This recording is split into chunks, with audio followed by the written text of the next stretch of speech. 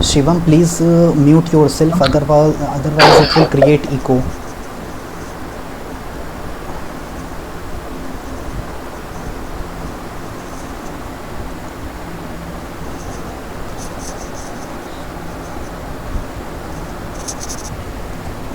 So today I have gave you permission to unmute yourself so that this live session can become more interactive. So while solving the problems or while discussing the previous assignments, we can interact with each other. So whenever I will ask anything or ask you to solve something, then I want contribution from your side so that it will be good for you. So I will request all of you to please have one paper, pen and calculator if possible.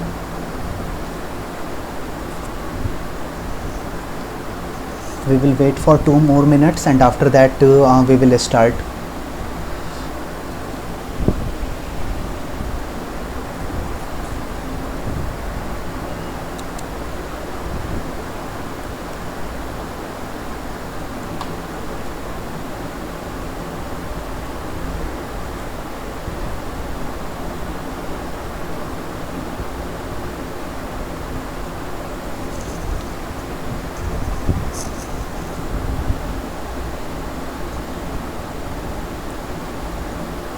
Till then, while we are waiting for others to join, may I know audience who are listening? So any one of you want to initiate, then please tell me that what is your name and from which stream you are, means civil or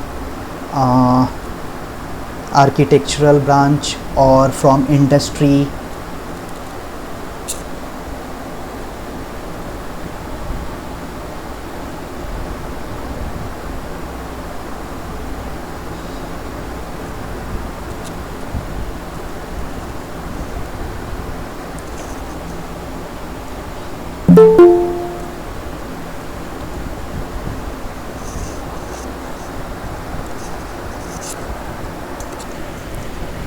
Girish. Yes, sir. My हाँ. name is Girish Bhosle, and my is civil engineering, and a third engineering student. Okay, so you are BTech student. Okay. Shwetank. Yes,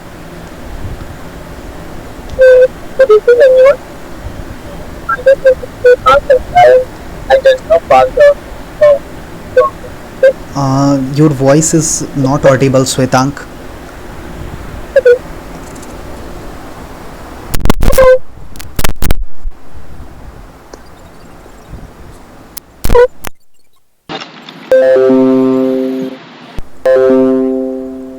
Shivam.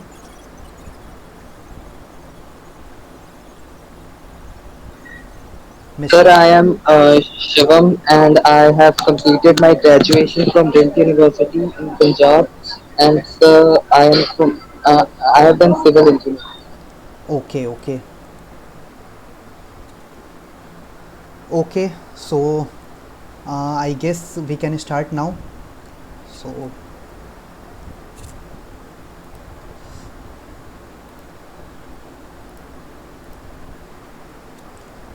So is my screen visible to all of you? Yes, sir. Okay, thank you. So good evening audience and welcome to the live session on design of steel structures.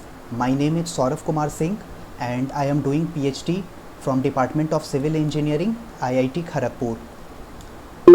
So in my previous live session, I have told you that I will be dealing with previous year's assignment, basic teaching, numerical problem and basic doubt clearance.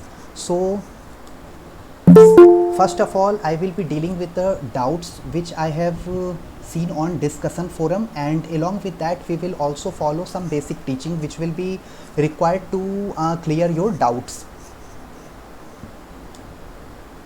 So one of the student has asked that he is facing confusion that we have received 3 mails from NPTEL team IIT Madras. So what are they for? So I want to make you clear that we are 2 teaching assistants who are taking live session every week. So my live session happens on every Friday 6 to 7 p.m. and Mr. Anand Roop Lahiri, who is from IIT Madras, he will be taking live session on every Sunday from 7 to 8 p.m. So first mail which you have received, I think in that mail date was not mentioned, so they have sent 2 more mails. So in second mail my details was given that what is link to join, what is the timing and date, so these things were given in that. And in third mail details about Mr. Anand Roop Lahiri was given. So I have also put up that links from which you can join video session, live session. So I think it will be clear, and on discussion forum also I have replied to this doubt. So I think it is clear now, so we can move further. In second doubt, one of the student has asked that he is not clear about the formula which is being used for the calculation of high strength friction grip bolts. Means he want to know more about the shear strength calculation. So for that we have to do some basic revisions. So for that I want to discuss high strength bolts first. So first of all, let me open a figure for you. So I have made this figure for you. So in this figure you can see that this is the head of the bolt. Actually this is a bolted connection where 3 plates are connected with a bolt. So here you can see that this is the head of the bolt and this is the washer of the bolt, and here also you can see the washer of the bolt. This is the nut and this is the threaded portion, and above that this is the unthreaded portion. This entire length is called grip, I have mentioned here, and this total length from here to here is called bolt length. So here I want to say that you can see here here are 2 washers. One is below this between this head and the plate, and one is between this nut and the plate. So Sir, your screen is not visible. my screen is not visible. Yes, sir. Not visible. Is my screen not visible to everyone, or you are facing this problem only? No, sir. Screen is not visible. Screen is not visible, sir. Okay. Okay. Wait for a minute. I have to check.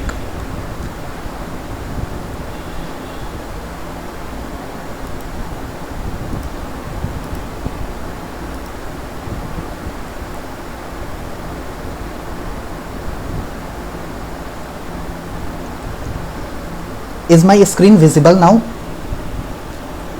Yes, sir. Yes, sir. Okay, thank you. So from starting only my screen was not visible, or from minute or 2 minute my screen was not visible? Sir, actually your voice started breaking, and then it was the screen also was gone. Okay, so I think there is a connectivity issue. Right now it is not there. Earlier it was. okay, so whenever my screen is not visible, please inform me as soon as possible. Okay. Yes, sir. Okay, so I was saying that one of the student asked in discussion forum about the shear strength calculation for the high strength friction grip bolts. So for this I was discussing that here you can see that these are 3 plates. So these 3 plates are connected with a bolted connection. So in this bolted connection you can see that this is the head of the bolt, and these 2 plates are the washers which have been inserted between head and plate and here you can see that it has been inserted between nut and the plate. So every one of us is familiar with the washer. This is the threaded portion of the bolt, this is the grip length, and this is the total bolt length. Now here I want to say that why we are using washers. Actually, when we are talking about black bolts, which are ordinary bolts, so in those bolts we sometimes don't use washers, but in high strength friction grip bolts it is very much necessary to use washers. So in high strength bolts, this washer serves two purposes. So in first purpose, when you are when you are going to tight this nut, so what will happen? So clamping pressure will create here. So this clamping pressure, to distribute this clamping pressure to this softer metal, this is the plate is of softer metal, so to distribute this clamping force uniformly, these washers are used. So why I am saying that these plates are of softer metal? Because here we are using high strength friction grip bolts. We know that its strength is higher. So this is the HSFG bolt. So in comparison to this bolt, so these plates are softer in nature. So when we are going to tight this nut, so purpose of this washer is to distribute the clamping force over the surface of this plate. Further, when you are, if we are not using this washer, suppose that I am not using this washer, because this washer will increase cost of the bolt, because to manufacture the washer some cost is required. So what will happen when we are going to put washer in these bolts? So its cost will increase. So if suppose we are not going to put this washer, then what will happen? Clamping force will not be distributed evenly. Other than that, when you are going to tight this nut from here, then it will mark impression on these plates, because in high strength friction grip bolts, nut are tightened very tightly. So when you are going to create clamping pressure, so these nuts to be tight, so it will mark impression on the plates. So we are here trying to save our members. So in first point I have written, distribute the clamping pressure to a large area of the softer metal of the fastened parts. What is called fastened parts? Plates are called the fastened parts. Fasteners, rivets or bolts are called fasteners, and in parts in which we are doing these providing these fasteners are called fastened parts. And to prevent the nut or bolt head from damaging the component or member. Okay. Second point is to prevent the threaded portion of the bolt from bearing on the connected members. So anyone can say me that what is bearing?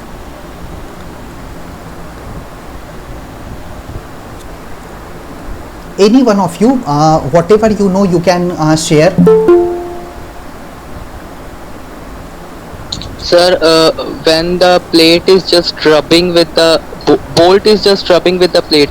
Now when the plate is of lower strength, then the plate will bear, and when the bolt is of lower strength, then the bolt will bear. Okay, so basically what you want to say here, that bearing will happen when two surfaces will come in contact with each other and a compressive load will act on that. Okay, so when two surfaces come in contact with each other and compressive load is acting, means compression will act, then in that case we call it as bearing. So here you can see that this is the threaded portion and this is the unthreaded portion. So here you can see that there is a slight gap. Let me show you. So I am talking about this gap and this gap. So this is the gap. So this gap is created because of this washer. So washer diameter of holes provided in the washers are slightly less than the diameter of these holes which we have punched in these plates. So because of that, you can see that these bolts having some distance from these plates, so there is some little gap. So when these washers are inserted here, so these gaps will generate, so bearing between these two surfaces will not occur. Means when you are going to pull it like this,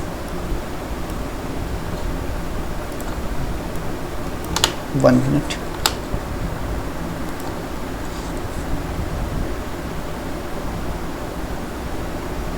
So when you are going to pull it like this, then in that case these two surfaces, we try to separate these two surfaces, separate these two surfaces. So someone has unmuted. Okay.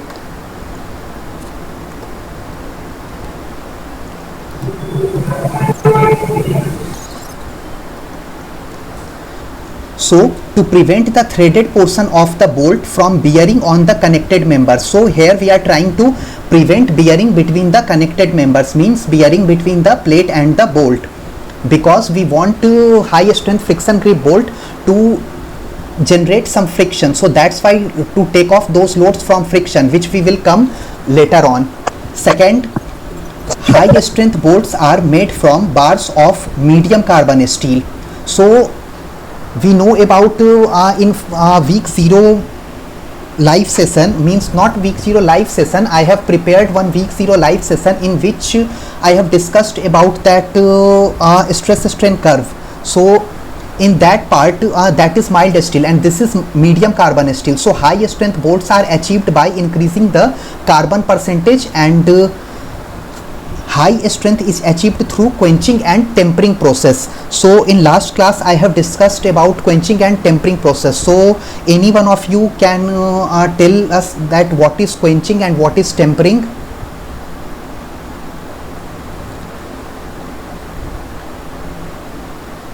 Any one of you, please.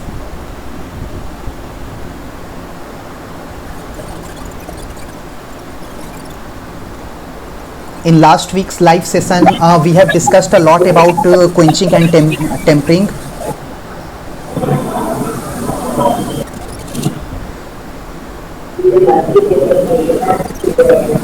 Praveen?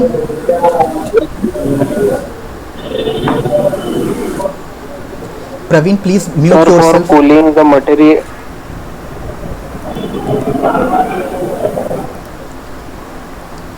Yes, Vivek, please. Yes, sir. For cooling the material, we use water or oil. For sudden cooling of the material, we use water or oil, whatever we are having. So according to our necessity, we are using those fluids. So this is quenching. And what is tempering?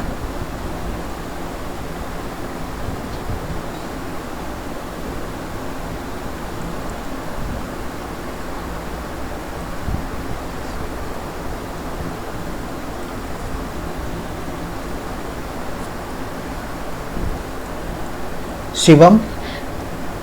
Sir, heating that material. Gradually heating that material. Very good. Sir, actually I didn't join last session. I was not aware. I didn't join, sir. Okay, no problem. Video is available online on YouTube, so you can watch there. Okay, so to know in more detail, please watch that week 1 live session, so it will be more clear to you. And other than Yes, quenching sir. and tempering process, we also used alloying steel. Alloying steels means in order to enhance the property of steel, we are doping some materials in steel during the manufacturing process, so it will increase strength of the bolts. Further, less tactile than black bolts. So we know that, and Mr. Anand Roop in his live session also discussed about that in more detail, that what will happen when we will increase strength of the steel. So when we are going to increase the strength, we want to achieve the strength, then along with that its ductility will reduce and brittleness will increase. So let us understand from this diagram. So here you can see that this is the stress strain curve of mild steel, which I have used in my previous live session. So here, firstly, this is the curve for mild steel. This is the stress strain curve for mild steel. So here you can see that I have added one another curve which is of higher grade, means its strength is more than that. This is of mild steel. So here you can see that its ultimate strain, means a strain at which it is going to fail, is less than this mild steel. So here what is this? This is the, if with the increase of strength its ductility is reducing and its brittleness will increase. So is it clear, or do you have any doubt?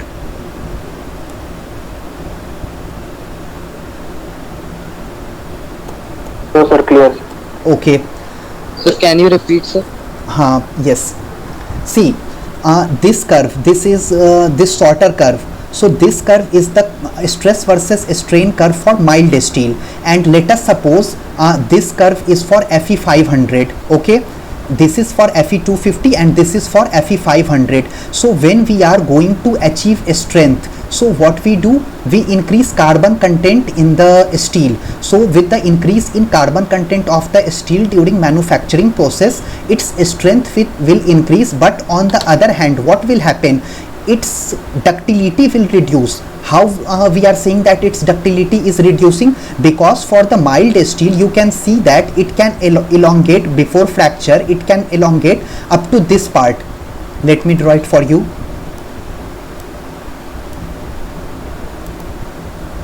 So for mild steel you can see that up to this part it is elongating, but for the Fe 500 or Fe 415 you can see that it is only elongating up to this part. So strain is reducing. So basically strain in inelastic portion is reducing. So we can say that its ductility is reducing and its brittleness is increasing.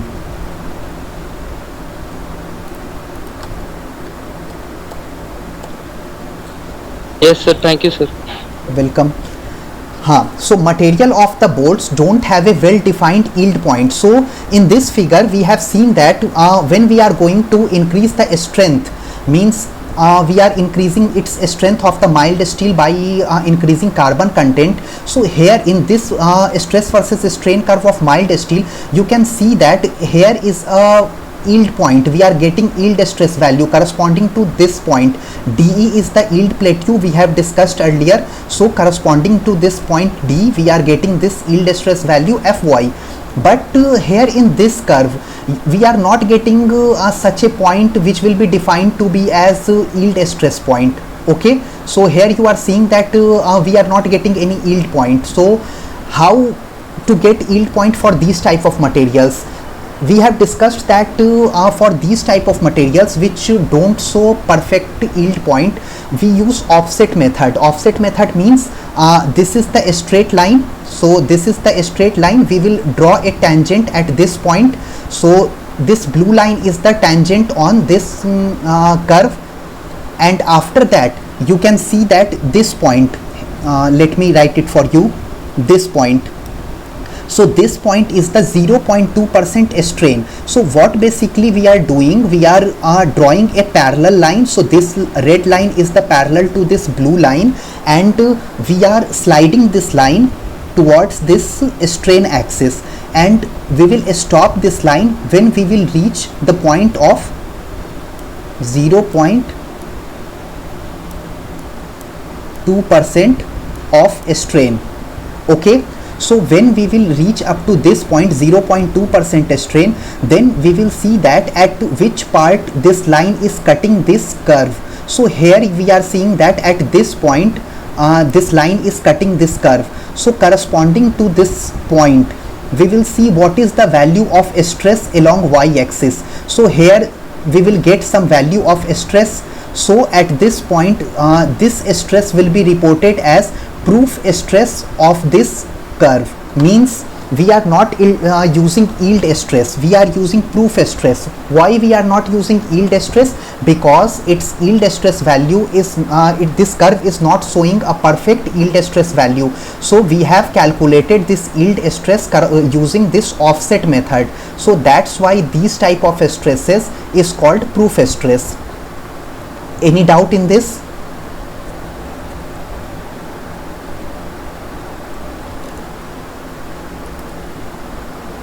No, sir. Okay, So let us move further.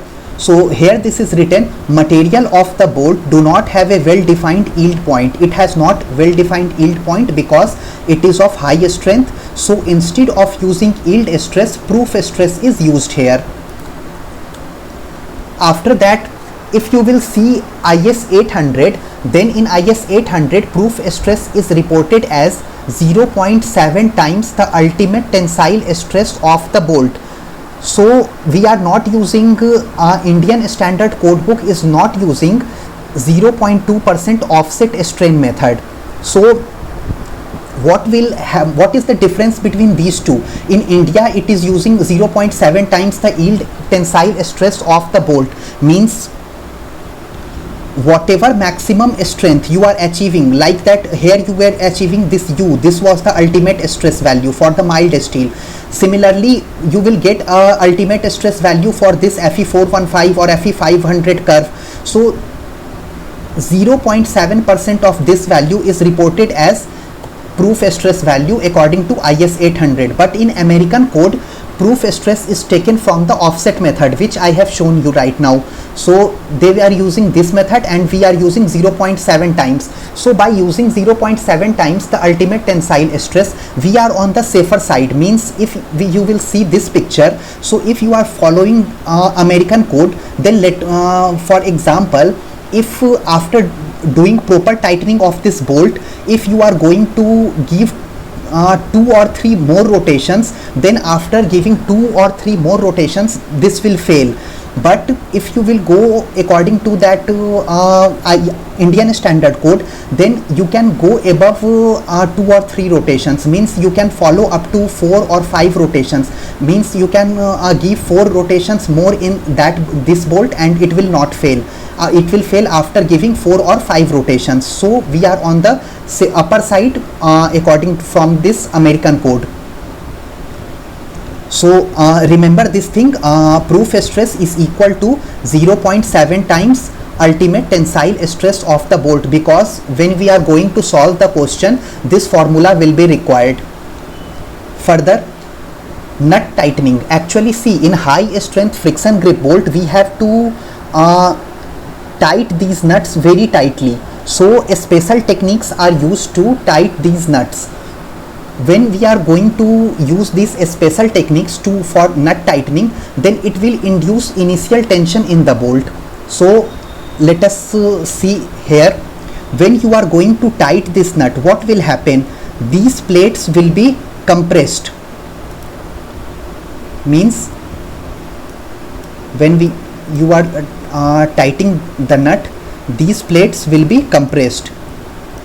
So what will be the tendency of these plates?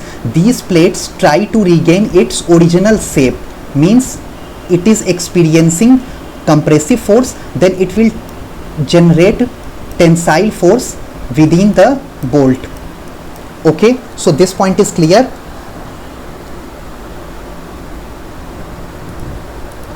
Sir, there is a question. Sir, how much tightening is required, means how much rotation is required to achieve this level of proof stress, this level of proof stress? How much pre-tensioning is required, means how many numbers of rotations are required?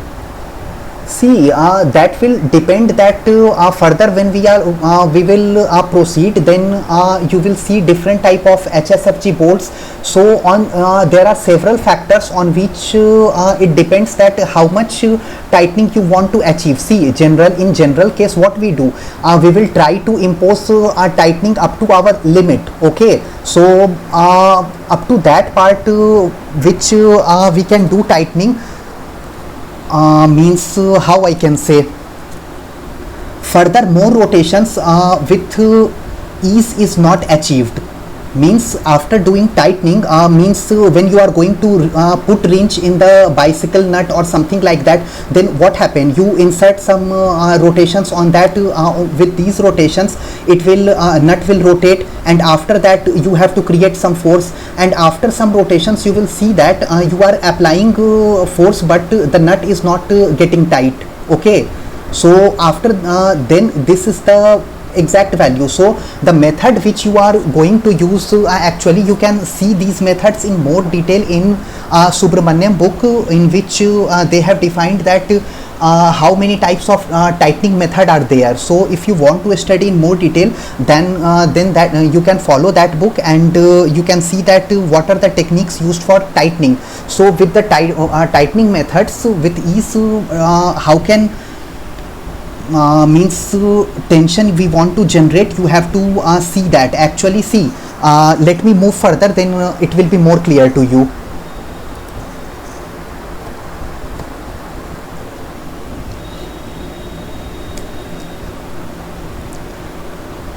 So from the nut tightening, we are inducing initial tension in the bolt, which cause sufficient friction between the flaying faces. What is the flaying faces? So these are called the flaying faces, means two parts in comes in contact with each other.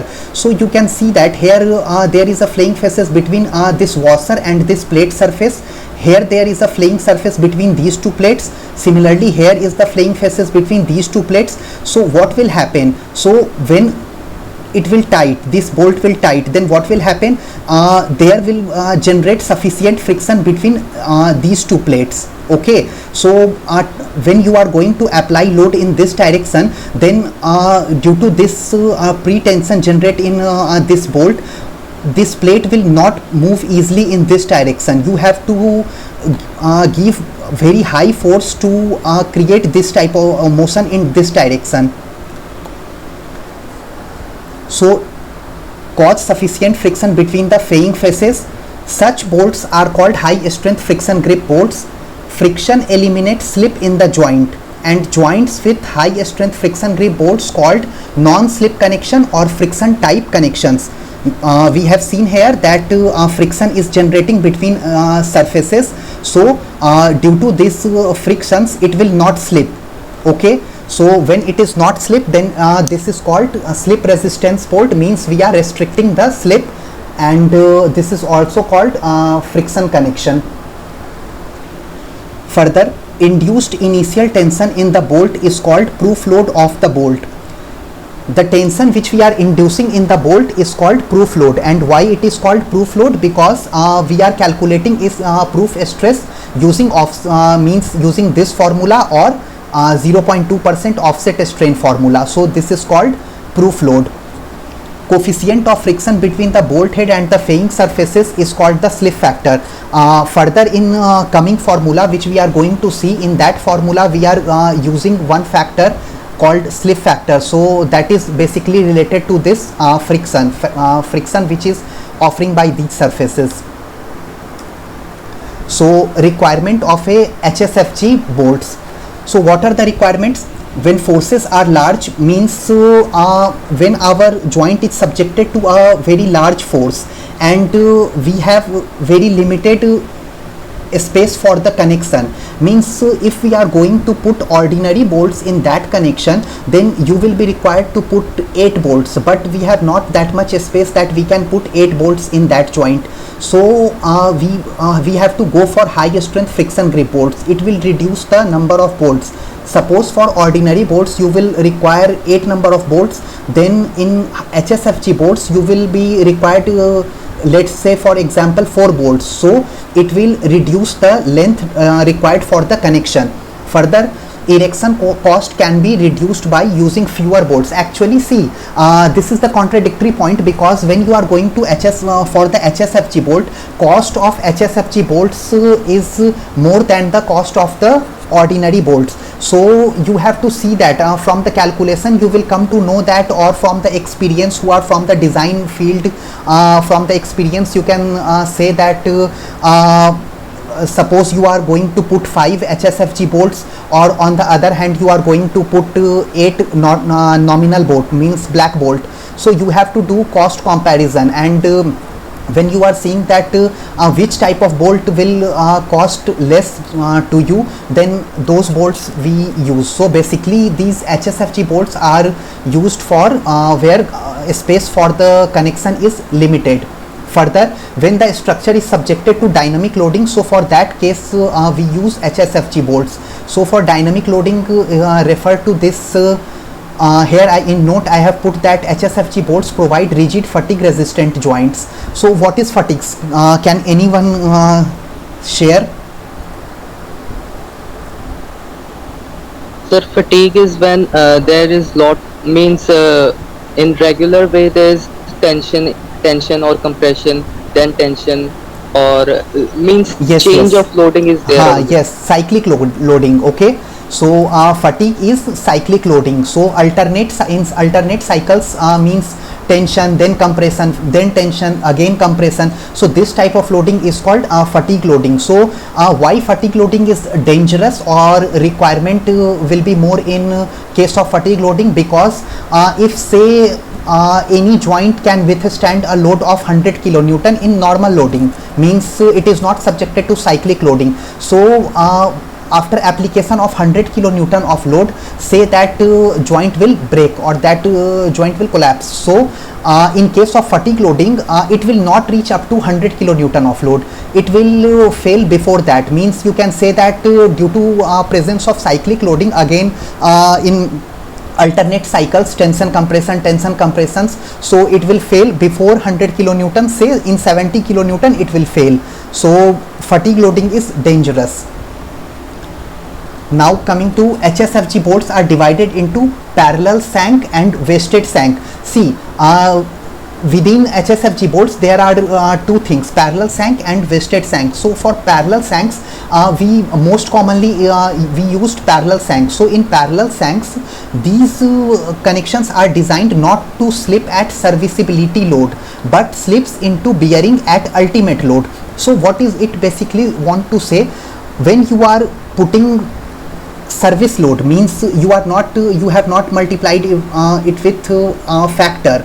So when you have not multiplied it with factor, then these type of bolts, what will happen, it will not slip on service load. It will not slip, means connection between this is the separation, so bearing will not take place at service load. But when you are going to apply for ultimate load, so then for ultimate load what will happen, it will slip and these two surfaces will come in contact with each other. Means surface of the bolt and surface of the plate will come in contact with each other and bearing will happen. So in parallel shank, it is designed for not to slip at serviceability load but slips into bearing at ultimate load. But in wasted shank, it has higher strength, so designed not to slip both at service and ultimate load. So for wasted shank, you can see that neither it will slip at service load nor it will slip at ultimate load. So when we require these type of connections, so we will go for wasted shank. So now we are finally coming to the query which that a student has asked in discussion forum. Design slip resistance of nominal shear capacity of a HSFG bolts. So this is the formula to calculate nominal shear capacity of a HSFG bolt. So VNSF is nominal shear capacity of the bolt, which is equal to mu f. What is mu f? Coefficient of friction. So what is coefficient of friction? Now we know that what is coefficient of friction. This is the slip factor which comes into picture between two surfaces, means between two plates or between the surface of bolt and the surface of that plate. So this is the slip factor which offers frictional resistance. Next is NE. What is NE? NE is the number of effective interfaces offering frictional resistance to slip. Means how many surfaces are offering frictional resistance to slip. So here you can see that these surfaces are offering frictional resistance to slip. So NE is the number of surfaces which is offering frictional resistance to slip. Further, KH. What is KH? KH is related to holes, type of the holes which we have punched in the plates or drilled in the plates.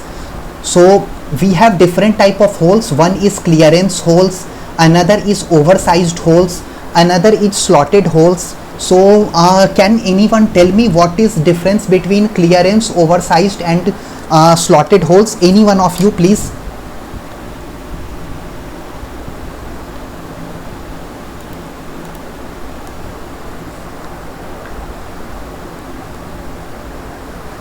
Sir, actually the bolt hole sizes are different, but I cannot show any kind of picture or something like that because I'm not in the field. Means, pardon, please say it once again what you have shared. Sir, actually, the diameter of the holes are different. Yes, yes, you are right. So let me explain in more detail.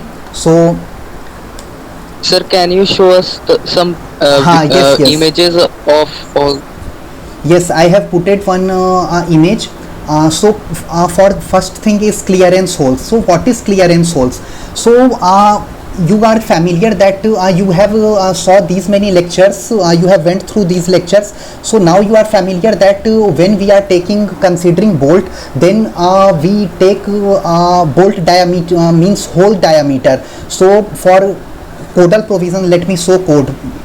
So here you can see that when bolt diameter is between 12 to 14 mm, then you can see that diameter for clearance is 1 mm. Means if bolt is of 14 mm diameter, then your hole diameter will be 14 plus 1 mm, that is 15 mm. When your bolt diameter lies between 16 to 22 mm, then you have to provide clearance of 2 mm. So when your bolt diameter is, let's say, 18 mm, then 18 plus 2 is equal to 20 mm is your hole diameter. So like that. So when we are using these things, so we are talking about clearance hole, means general holes which we are using in our normal practice.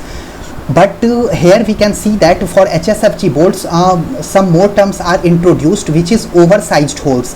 So what is oversized holes? So here you can see that these are codal provisions for oversized holes. Means if you are using 18 mm diameter bolt, then you have to provide 18 plus 4, that is 22 mm size of the hole. So this is the oversized hole. This is its diameter is more than this ordinary clearance holes. Further than that, there are slot holes. So, slot holes means short slot or long slot. So for that I have mentioned in the slide. So let's move towards the slide.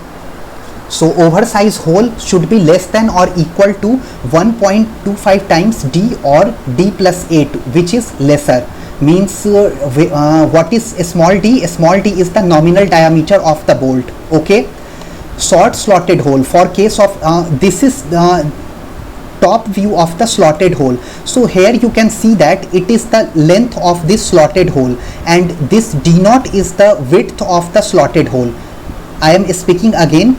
This L naught is the length of the slotted hole, and this d naught is the diameter of or width of this slotted hole. So for case of short slotted hole, it should be less than or equal to appropriate hole size in width. Means whatever appropriate hole size you are taking in case of clearance hole. In clearance hole, what we are taking for 18 mm, we are providing clearance of 2 mm. And so what will be the final diameter? 20 mm. So here you can see that this d naught is, what is d naught? 18 plus 2 mm, means 20 mm is the d naught, and this L naught will be calculated based on this 1.33 d. Means you have to keep this L naught less than or equal to 1.33 times diameter of the bolt. And for case of long slotted hole, again width is equal to, width we take equal to normal hole size what we were taking for the clearance holes, and for this length you have to use this 2.5 times d. Okay, so this L naught will be less than 2.5 d. So in note I have mentioned that slotted holes are used to accommodate movements in a structure. So in cases where we want some movement in the joints of the structure, so for that cases we go for slotted hole. So you can see that along this direction, if you want to keep movement, so due to this presence of this L naught, this structure can slightly move in this direction. Okay. So what is slotted holes is clear to all of you, or you need some more explanation, or want me to explain it again?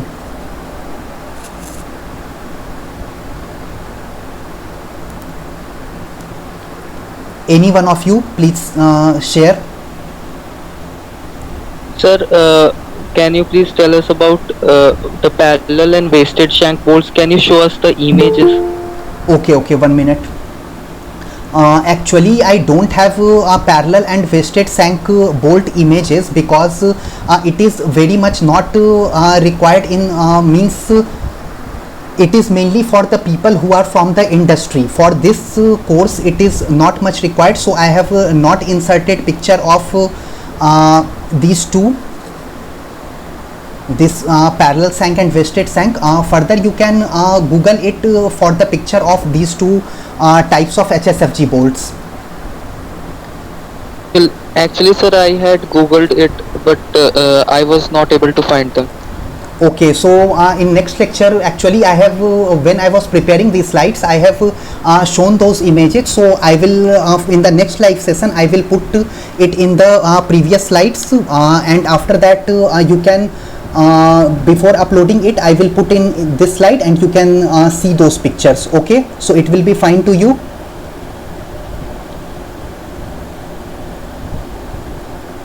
Yes, sir. Okay. Now one of the student has asked about prying forces. So what is prying forces? So I have taken this diagram from IS 800 2007. So let us see, this is a plate. Okay, so this is a plate and this is a I section. Okay, so we have joined this plate with this I section. Upper part is not shown in this figure, so just let us suppose that how it is looking here. So above also it is looking like that I section. So here you can see that this is a plate and this is the I section which has been connected using two bolts. So this I section is subjected to a tensile force of 2T in magnitude. So this force of 2T will be distributed in these two bolts, that is T and T. T load will be taken by this bolt and T load will be taken by this bolt. So further, if let us suppose this I section is flexible in nature, means when you are going to apply this tensile force, then this I section will deform. So when this I section will deform, then due to its deformation, one extra force will come into picture at this location and at this location.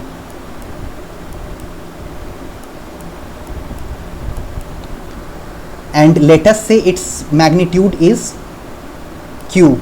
So now you have to, by applying tensile force of 2T, we were thinking that our bolt has to carry the load of TE and TE, but here because of the addition of this prying force, now our bolt has to take care of TE plus Q. So we have to design our bolt for TE plus Q. So why this prying force is coming into picture? This prying force is coming into picture because of the flexibility of the connected plate. So if this plate is more flexible, then more prying force will be generated. Further, this prying force will also increase with the increase of this length. This is the center line of the bolt where bolt you have connected. So this is the center line of the bolt and this is the outer edge of the plate which you have connected. So this distance is called LE. So with increase and here also you can see that this is the distance. So here you can see that this is the center line of this I section and this is the center line of this bolt. So what will happen? So if this distance will be more, then tendency of to become flexible or to distort will be more. So that's why with the increase of this distance prying force will be more. Okay, so when you have gone through the video lectures, you have went through the formula of the prying force. So in that formula you can see clearly that that prying force is directly proportional to this distance. So here I have mentioned that moment resisting beam to column connection often contain regions in which the bolts will require to transfer load by direct tension. When you will go through the further lectures, means in the coming week when sir will teach you what is moment resisting connections, then in that time you will see pictures of column and beam connections. where you can see that columns are beams are connected to the columns through bolts, and there you can see that due to in some cases you will see that direct tension is coming into picture. So at those points these prying forces will develop. Further, in the design of such connections, we should consider an additional force induced in the bolts. So what is that additional force? This additional force is called prying force. These additional prying forces induced in the bolts are mainly due to the flexibility of the connected plates. So if flexibility of these plates will be more, then prying force will be more, and if this distance will be more, then also prying forces will be more. So let us move towards next slide. One of the doubt is from the industry. So actually see, this course is for the design course. It is not too much related to industry or doubts from the manufacturing part. So that a student has asked that what are the difference between using FE 410 WA, FE 410 WB and FE 410 WC. So see, these are the grades of the steel which you are using, WA, WB and WC. Here W, what is W? W stands for the weldability, means those steels, these type of steels are weldable. You can do welding in these type of steels. So what is the difference between grade A, grade B and grade C? So the difference is that according to its application, actually see, this FE 410 WA grade will be used with non-critical applications, means where the things are not critical. So in that part we use 410 WA, means the structural parts which are not prone to brittle fracture. So we know that these joints will means these type of structures will not due to brittle fracture. So in those cases we will use FE 410 WA, and FE 410 WB will be used for critical loading applications. And in this case temperature don't fall below 0 degree centigrade. Means first of all, what is difference? 410 WB is used with for critical loading applications where service temperature don't fall below 0 degree centigrade, means up to 0 degree centigrade you can use these type of steels. Use of grade B steel generally specified for those structural parts which are prone to brittle fracture. See, in WA we are not expecting to fail these type of structures from brittle fracture, but FE 410 WB will be used for those structures where we can expect that brittle fracture will happen. And what is this FE 410 WC? It is almost like this FE 410 WB but with enhanced properties. Means enhanced property, what is enhanced property? With this you can enhanced impact properties, means even at 0 degree centigrade or at minus 20 degree centigrade or even at minus 40 degree centigrade also you can use FE 410 WC. So property of these type of steels with grade C is more enhanced than compared to WB or WA. So I think I have written all those things according to manufacturing point of view, and if its properties are means different, then it is quite obvious that its percentage alloys what we are using to make to manufacture these steels will be changed. Means we cannot expect same percentage of alloys in each of them. So its property is changed. So its alloys means sulfur, let us say quantity of sulfur from used in manufacturing of WB and WC will be different. So we can expect all these type of things. Now one of the student has asked about the he is not clear with this table 4. Means here in table 4 I have taken this picture of table 4 from IS 800 2007. So here you can see that limit state of strength, or for case of limit state of serviceability, this under this live load there are two columns, one is leading and another is accompanying. So what is the difference between leading and accompanying? This is the question of that student. So see, these both things comes into under the category of live load, but the basic difference is this. See, there are various type of live loads, so you have to see that which live load is more critical. means whose value is more, which live load will affect more to the structure. So you have to check this thing. So once you check this thing and you find out that yes, this live load is critical and other live loads are less critical than this live load, so critical live load will come under this leading live load and remaining live load will come under accompanying live load. Okay, so here you can see that for leading live load, that is for critical live load, this factor 1.5 is mentioned, and for accompanying live load means which are less critical than this leading live load, factor of 1.05 has been mentioned. So we are more concerned about leading live load, means that live load which is more critical. So I will explain it in more detail. That here you can see that there is a load combination, dead load plus live load plus crane load. CL is crane load.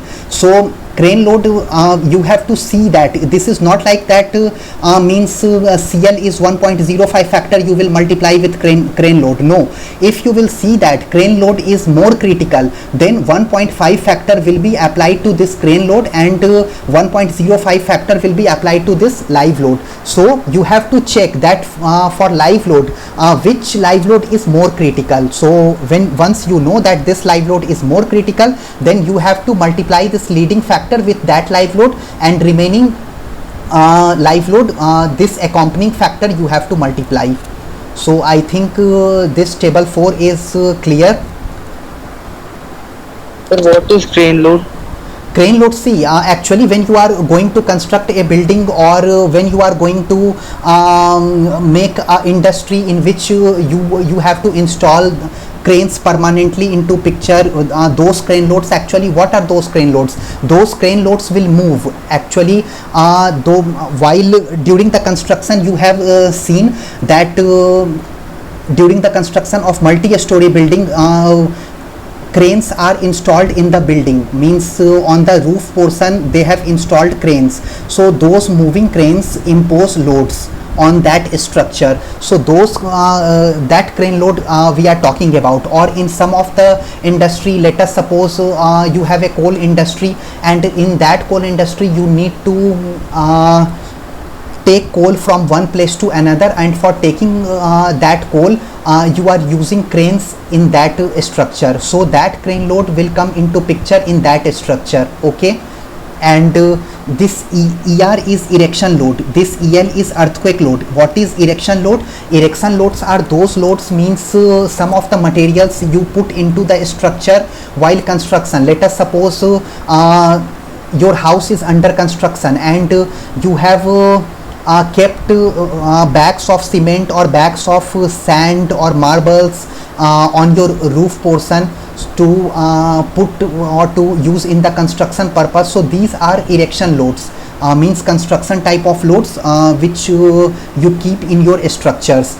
Okay, and this AL is accidental load. Accidental loads may be because of the blast loading. Suppose anything blast near house, means anything, means during the festival of Diwali we used to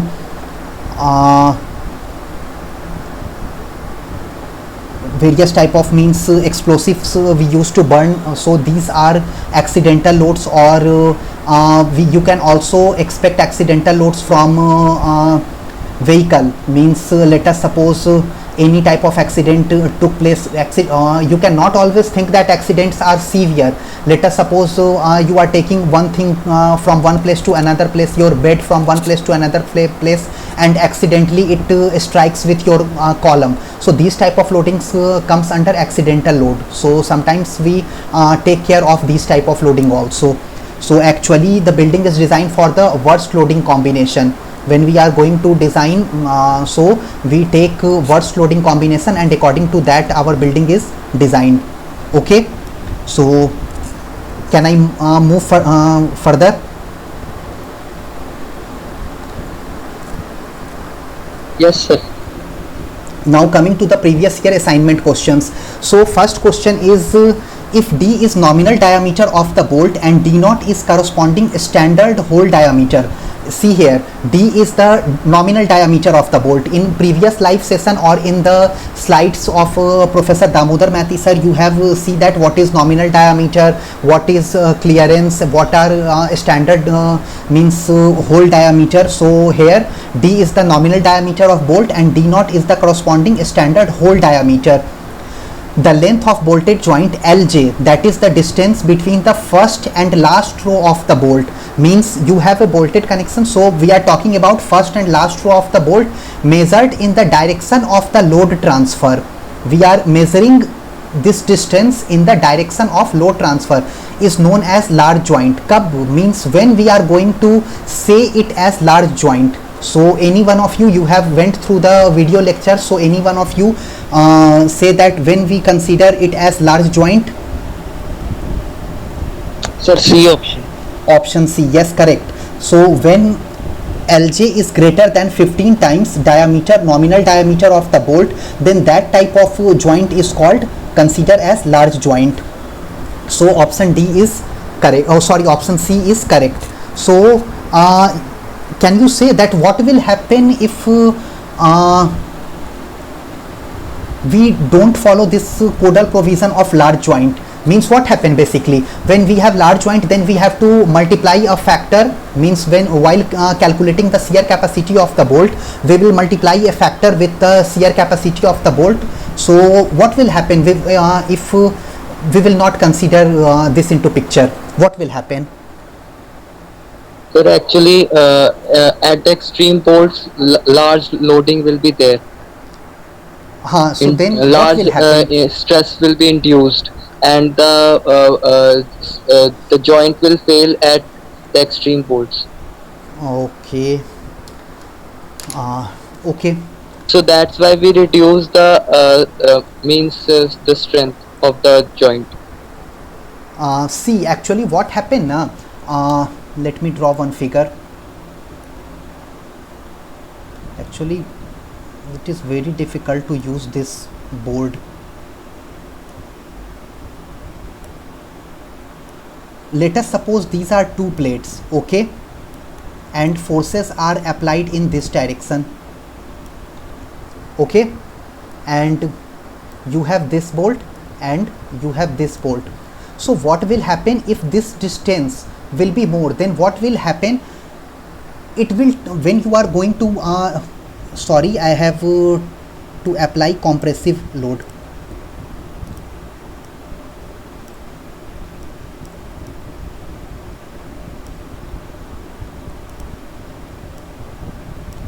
So when you are going to apply this compressive load to these two plates, then what will happen, it will try to buckle. If this distance will be more, then it will try to buckle. So we try to prevent this buckling. So that's why there is a limitation on the basis of long joints, means it should not be more than 15 times diameter of the bolt so that it cannot buckle, okay.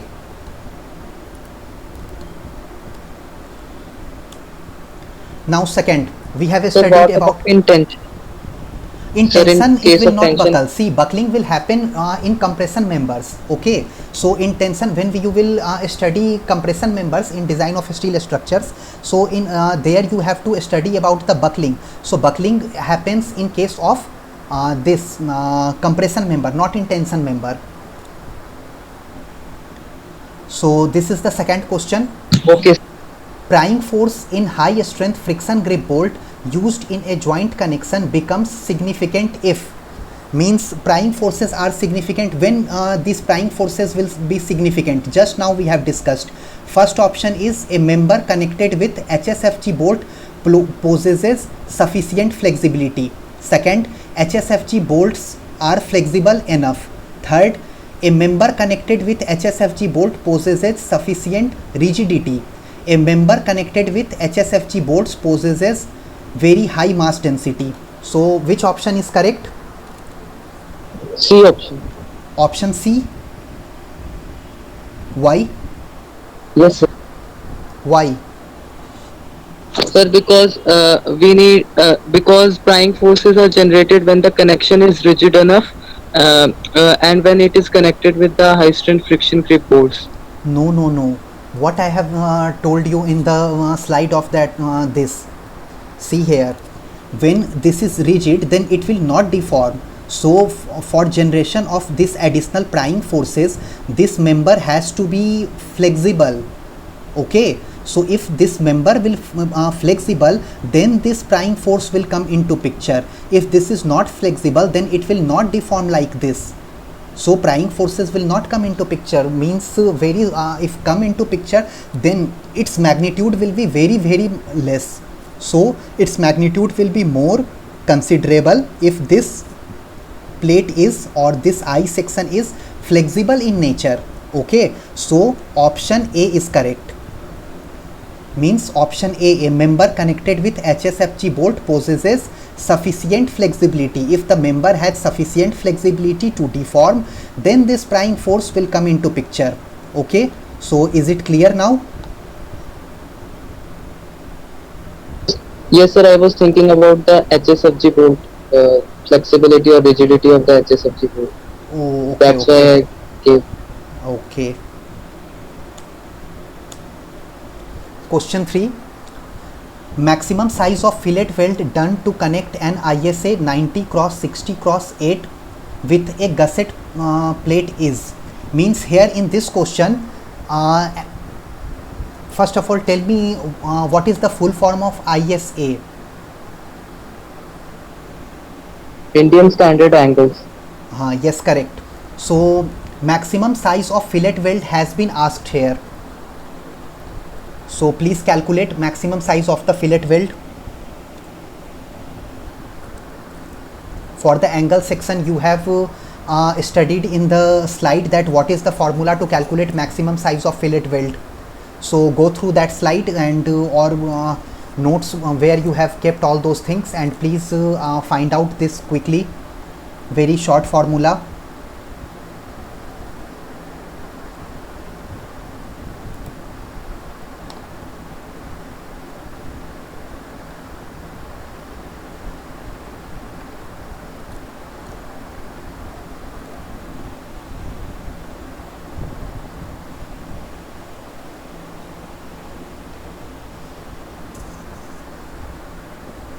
So is anyone calculating, or should I show you the solution part?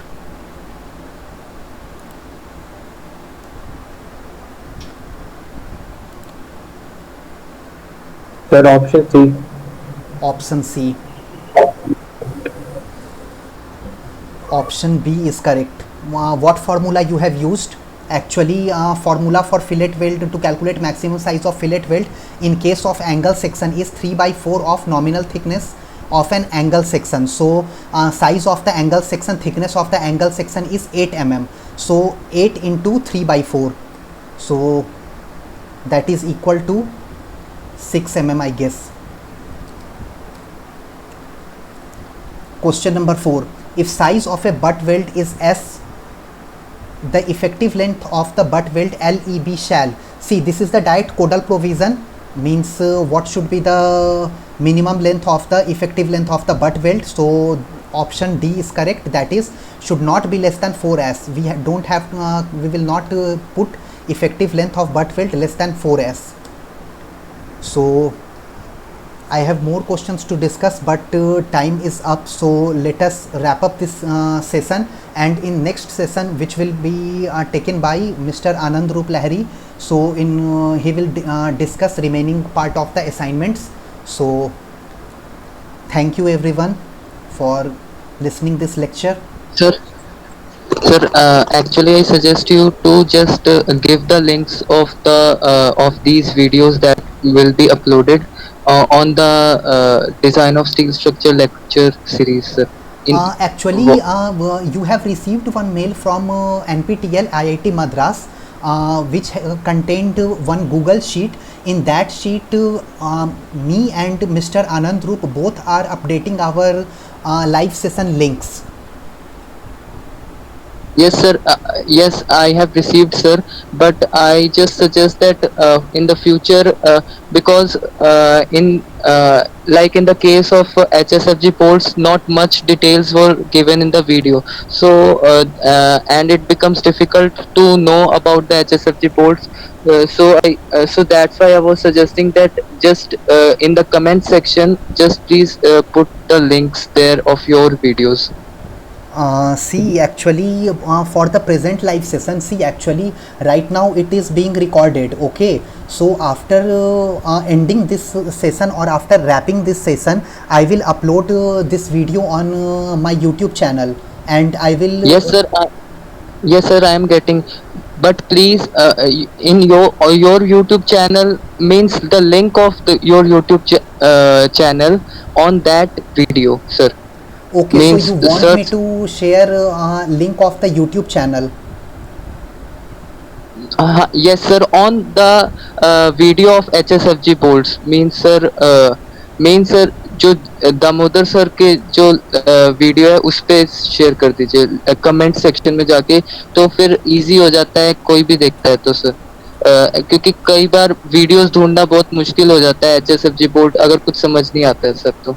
Actually, see, Shivam, I don't have access to means use description part of Professor Mathi sir. Actually, that is completely in hands of IIT Madras. I'm getting, but in the comment section means where there people are showing the comment, writing the comments. You can just give the link there. Oh, means after taking this live session, I should put that link Upload there. your video on your channel. Upload your video on your channel, but share your link on that YouTube video where HSFG Bolts lecture is given. So that will be beneficial for the students who will watch in the future. Okay. A good amount of description is given on the HSFG Bolts or various kinds of things. So I suggest you to just do that Okay. Okay. because it will be beneficial for the students further in future. Okay, thank you Shivam for your suggestion. If I will ask from the NPTEL team, and if I will be allowed to share in the comment section, then I will definitely share there. Okay. Yes, sir. Okay. So thank you everyone. And on Sunday, Mr. Anandrup Lahiri will take live session from 7 to 8 p.m. So you can join his lecture, and you can see more assignments. Actually, time is not there, so I cannot share more assignments with you. So please listen to that live session. Okay. So I think you Sir, can. sir, there is some means in this meeting's comment. There are some questions. Can you just throw some light on those for 5 minutes? Okay, let me see.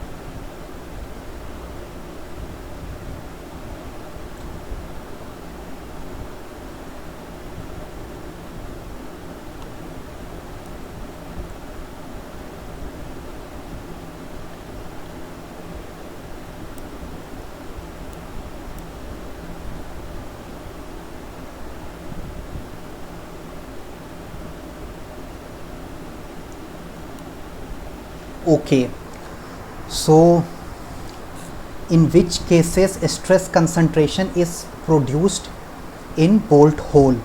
See, in case of HSFG bolts, we try to prevent bearing of the bolts. Okay, but for the case of not we can say that we prevent bearing means you have see that bearing can happen at ultimate load. Okay, in HSFG bolt also, and during the design part we also design it for we also check it for bearing. So here when see when two surfaces will come in contact with each other, means bearing will happen between the bolt and the plate. So entire portion of that hole will not be in contact with that bolt, means in the direction where compressive load is acting, so through that direction that bearing will happen. So when bearing is not distributed evenly, so when there is a deformation in the plate, okay, so when there is a deformation, then at that point due to these deformations stress concentration will take place, okay. Or you can say that when you are going to punch the holes or drill the holes, then due to these punching of holes or due to this drilling of holes, some error will be there, means your holes are not completely in the shape. So in those cases stress concentration will take place. So basically stress concentration will take place where there is a breakage means when stresses are distributing and there is a unevenness, because of anything unevenness will come into picture. So because of these unevenness these stress concentrations will come into picture.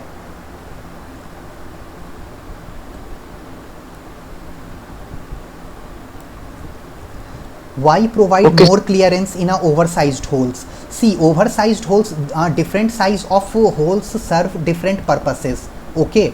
So I have already told you that if you require means movement of a structure in any of the direction, in long slotted holes what you have observed, or in short slotted holes, you go for short slotted holes or long slotted holes when you want to movement in a particular direction. But let us suppose you want little bit of movement in both the direction, little bit of movement, so in that case we go for oversized holes.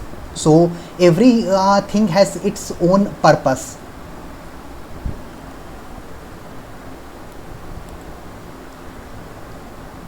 So I think there are no doubts, no further doubts, so we can end up our meeting here. So thank you everyone, you can leave now.